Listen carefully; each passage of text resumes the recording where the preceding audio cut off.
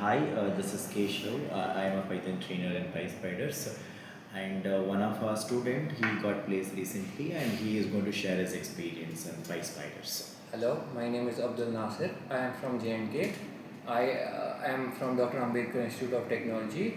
In ECE branch, I had done my BTech. I joined PySpiders in the month of February.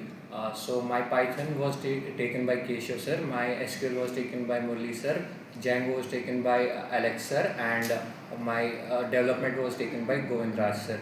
So here I had a really great experience, as before coming here I had no knowledge about like programming or development. So sir Keshav sir, he taught me from scratch each and every concept of programming, and they guided me a lot during my resume selection and all that. Alex sir taught us Django really well, so the overall experience here was really good. So apart from our classes, we used to do boot camps where we used to review every topic. We used to do boot camp on every topic presentation. Okay, so we wish him all the best and congratulations. Thank you.